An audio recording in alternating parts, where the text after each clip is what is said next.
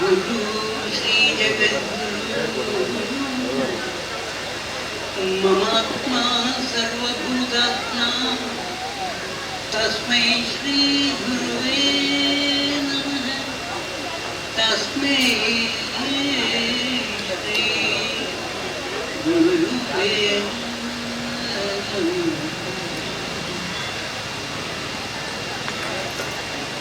ரொம்ப ஆனந்தமா இருக்கு இல்லைங்களா?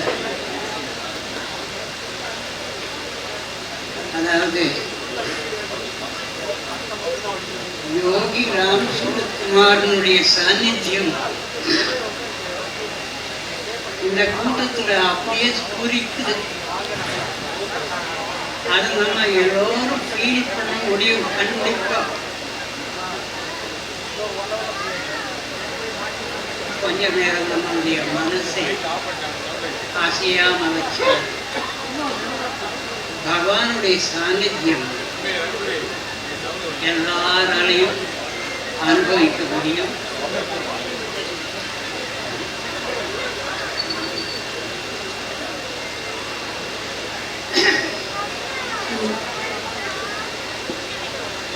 பூர்வ புண்ணியம் சகஜீவனம், இது சாஸ்திரங்களுடைய கூற்று.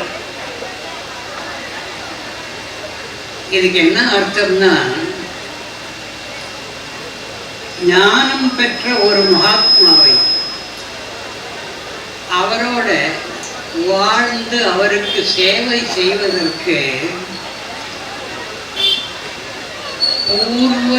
பல பூர்வ ஜென்மங்கள்ல நிறைய புண்ணியம் செஞ்சிருக்கணும். அப்பத்தான் அப்படிப்பட்ட ஒரு பெரிய மகாத்மாவோட தங்கி அவருக்கு சேவை செய்ய முடியும். அப்படி நம்மளுடைய குருநாதன் யோகிராம் சுரத்குமார் மகாராஜோட தங்கி பல வருடங்கள் தங்கி அவர்களுக்கு சேவை புரிந்து நிறைய அருள் சேர்த்து இருக்காங்க நம்மளுடைய மாதேவகி அம்மா. இன்னும் அம்மா பற்றி சொல்ல வேண்டி இருக்குது. 2ஆம் பகுதிக்கு நான் வந்தேன்.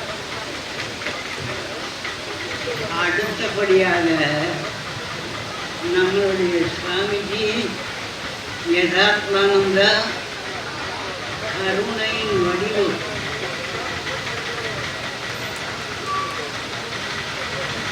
சேலம் ராமகிருஷ்ண ஆசிரமத்தினுடைய தலைவர். ஆனா அப்படியெல்லாம் அப்படி நம்ம நினைக்கிறது. அவரை எப்படி நினைப்பாருன்னா, நான் ஒரு சாதாரண தொண்டன், நான் ஸ்ரீராமகிருஷ்ண குருதேவனுடைய ஒரு சாதாரண தொண்டன் நினைச்சு நிறைய சேவை மடத்துக்கும் ஆசிரமத்துக்கும் சேலத்துக்கும் பண்ணிட்டு. ஆனா இவருடைய முக்கியமான ஒரு குணம் என்னன்னா பணிவு. பணிவுக்கு ஒரு இலக்கணமாக விளங்கும் சுவாமி யதாத்மானந்தஜி அவர்கள் இந்த வருக வருக என்று வரவேற்கிறேன். அவருடைய சாநித்தியம் அது ஒரு தனி சிறப்பு உண்டு. அவருடைய சாநித்தியத்தினால இங்க என்ன நடந்ததுன்னா, இந்த விழாவை ஸ்ரீராமகிருஷ்ணர், சாரதா தேவி, சுவாமி விவேகானந்தர், யோகிராம் சுரத்குமார் ஆகியோரின் அருளின் சங்கமமாக மாற்றி இருக்கிறார் சுவாமி. இது இந்த கூட்டத்தினுடைய ஒரு தனி சிறப்பு. அதனால அப்படி வந்து இந்த கூட்டத்தை சிறப்பித்து தந்த சுவாமியே பாதம் தொட்டு வணங்கி வருக வருக என்று வரவேற்கிறேன். சுவாமிஜியும் நம்முடைய பகவானுடைய பக்தன் தான். நானும் சுவாமிஜியும் ஆசிரமத்துக்கு சேர்ந்து போயிருக்கேன். மாத்திரமல்ல, ராமகிருஷ்ண மடத்தினுடைய தற்போதைய தலைவர் கௌதமானந்த்ஜி அவரும் நம்மளுடைய குருநாதனை பார்த்து அவருடைய அனுகிரகம் வாங்கினவர். இப்படி ராமகிருஷ்ணா மடத்தில் எல்லோரும் நம்மளுடைய ஞான பெற்ற பகவானை அப்பப்போ முடியும்படிலாம் பார்த்துருக்காங்க. அந்த தொடர்பு நம்மளுடைய பகவானுக்கும் அவருடைய ஆசிரமத்துக்கும் ராமகிருஷ்ண மடத்துக்கும் உள்ள தொடர்பு அதை அதிகப்படுத்துறதுக்கு பகவான் சுவாமி வந்திருக்காரு. இதில் மிக சந்தோஷம். சுவாமி வரவேற்கிறது. அடுத்தபடியாக நம்ம சேலத்தில் ஒரு பகவானுக்கு ஒரு கோவில் கட்டி நம்மளெல்லாம் பகவானை கும்பிட வச்சு பயனடையுமாறு செஞ்ச நிறுவன தலைவர் குமரவேல் அவர்கள் அதனுடைய அந்த அறக்கட்டளையின் அங்கத்தினர்களுக்கும் வணக்கம் சொல்லி அவர்களையும் வருக வருக என்று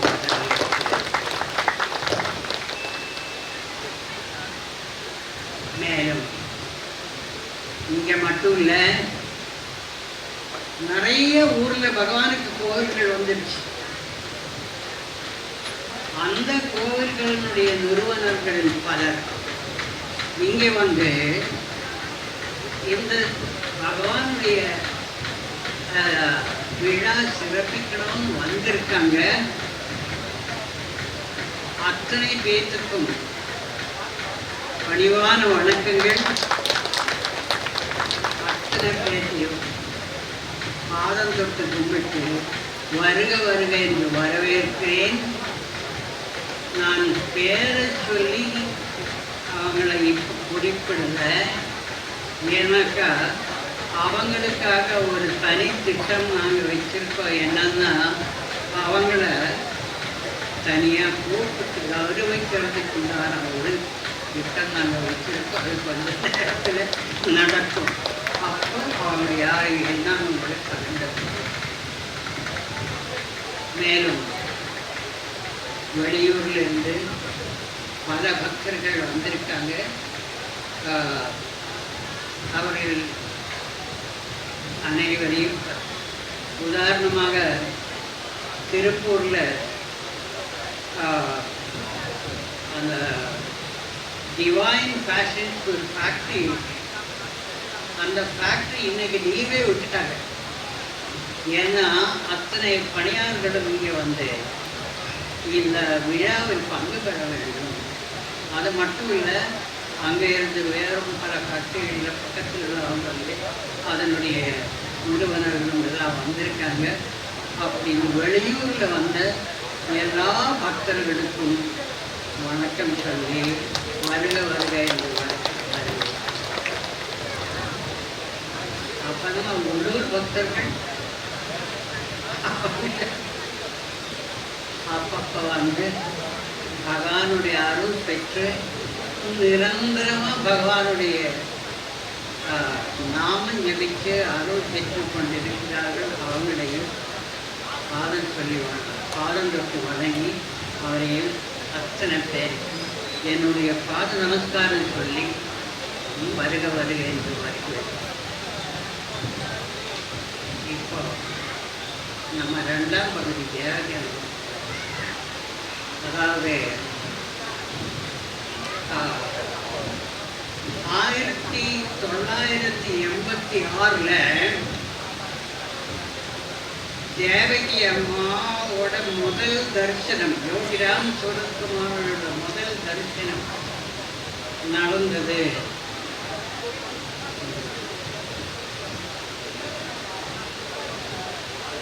அன்னைக்கு அது அவ்வளோ ஈஸியாக நடக்கலை. 2 நாள் அப்படியே ரமணாசிரமத்தில் தங்கி அங்கே தேடி இங்கே தேடி அலைஞ்சு கஷ்டப்பட்டு அப்புறமா ஒரு 3ஆவது நாள் தரிசனம் கொடுத்தார் பகவான். அந்த இடத்துல ஒரு நிகழ்ச்சி நடந்தது. அம்மா கிட்ட பகவான் கேட்டாரு, இந்த பிச்சைக்காரங்கிட்ட உனக்கு என்ன வேணும்னு கேட்டார்.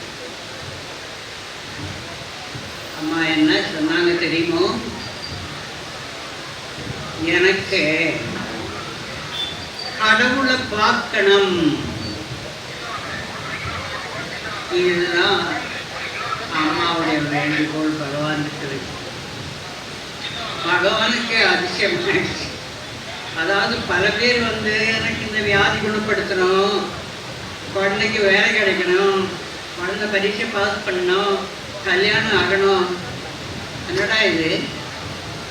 இங்கே ஒரு பக்தை எனக்கு கடவுளை பார்க்கணும் அப்படின்னு சொல்றாங்களே, இது ஒரு சிறப்பு அம்மாவோட. அதாவது ஒரே எண்ணத்தோட குருநாதனை பார்த்துருக்காங்க. அவர் கடவுளை பார்க்கறதுக்கு உண்டான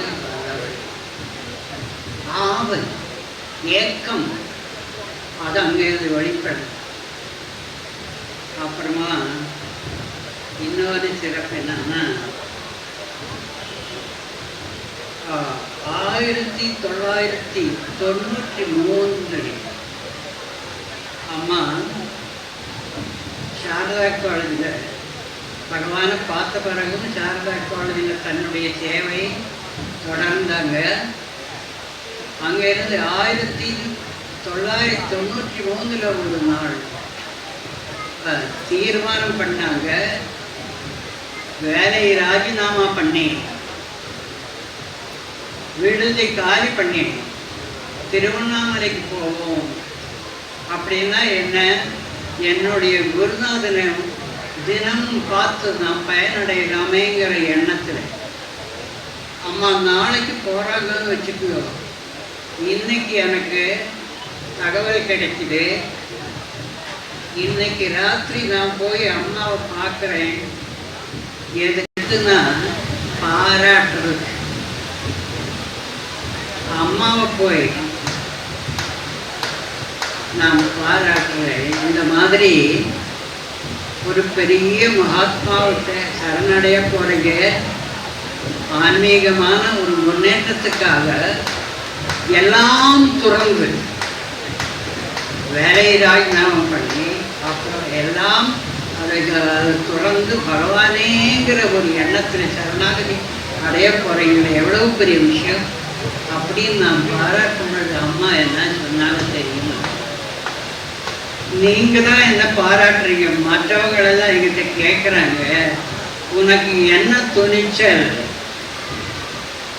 வேலை ராஜினாமா பண்ணி எல்லாம் தொடர்ந்து நீ ஒரு துஷ்பகர் அப்படி இப்படின்னு சொல்லிட்டு இருக்கிற ஒருத்தர் பின்னாடி போறியே, அவரு உன்னை எனக்கு வேண்டாம்னு சொல்லி துரத்துனாக்கா நீ என்ன பண்ணுவேன்?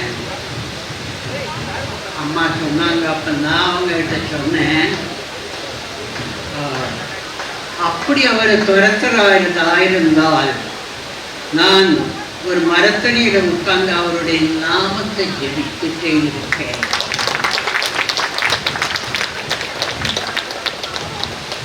அப்படி ஒரு எண்ணத்தோட பகவானை போய் பார்த்து பகவானை சேவிச்சு. இன்னொரு கோணத்தில் பார்த்தாக்கா,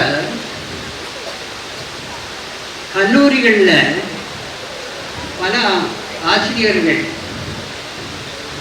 மேல் படிப்புக்கு போவாங்க. லீவ் போட்டு போடாமலோ அப்படியே மேல் படிப்புக்கு போகிறாங்க. அம்மாவும் அந்த மாதிரி ஒரு மேல் படிப்புக்கு தான் போனாங்க. அம்மா ஒரு மற்றவர்கள்லாம் பல யூனிவர்சிட்டிக்கு போகிறாங்க.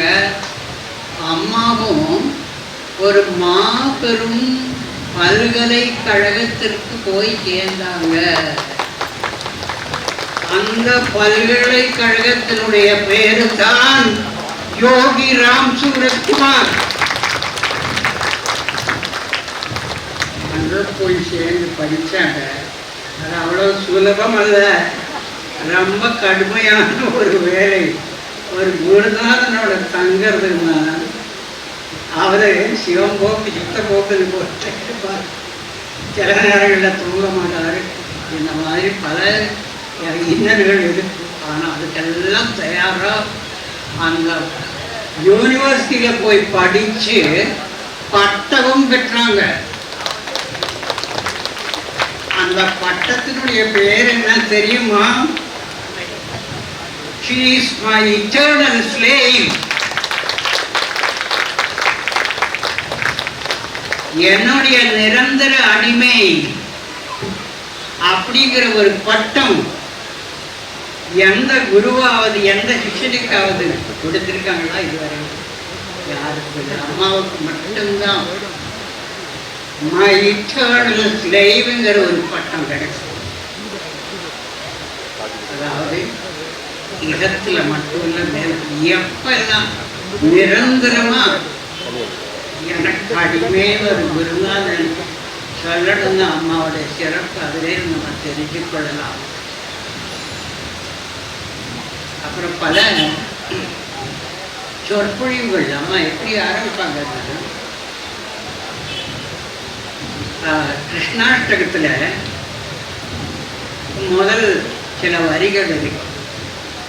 வசுதேவ சுதம் தேவம் கம்ச சானூர மர்த்தனம் தேவகி பரமானந்தம் கிருஷ்ணம் வந்தே ஜெகத்குரு. அப்பெல்லாம் நான் நினைக்கிறது, இது நம்ம தேவகி பரமானந்தம் யோகிராம் சூரத்குமார் ஜெயகுருன்னு மாத்தினா என்ன அப்படின்னு நான் நினைக்கிறேன். எனக்கு அந்த காலத்து கிருஷ்ணனுக்கு அப்படிப்பட்ட ஒரு தேவகி, இந்த காலத்து கிருஷ்ணனுக்கு இப்படிப்பட்ட ஒரு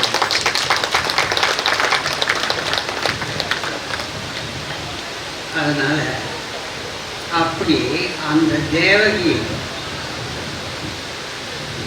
கிருஷ்ணனை பாலூட்டி சீராட்டி தாலாட்டி எல்லாம் வளர்த்தாங்க. இன்னைக்கு நம்ம அம்மா இந்த கிருஷ்ணனை, இங்க குடியிருக்கும் யோகிராம் சூரத்குமார் என்கிற கிருஷ்ணனை நீராட்ட வந்திருக்காங்க. அவங்களை நீராட்டி புத்துணர்வு ஊட்டி, இதை பாருங்க, என்னுடைய நிறைய பேர் இங்கே இருக்காங்க, இவங்களெல்லாம் தொடர்ந்து காப்பாற்றுங்கோ அப்படின்னு பகவானுக்கே ஒரு புத்துணர்வு ஊட்டி நம்மளெல்லாம் அந்த பகவானுடைய அருள் மேலும் மேலும் பெற வழிவகுத்து தந்த அம்மாவை பாதம் தொட்டு வணங்கி, அம்மா வாங்கோ வாங்கோ வாங்கோன்னு அழைக்கிறேன் என்கிறேன்.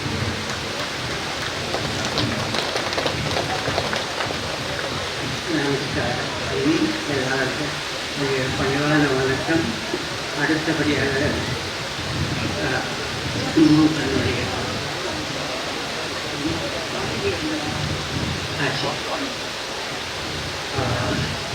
இப்போ அடுத்தபடியாக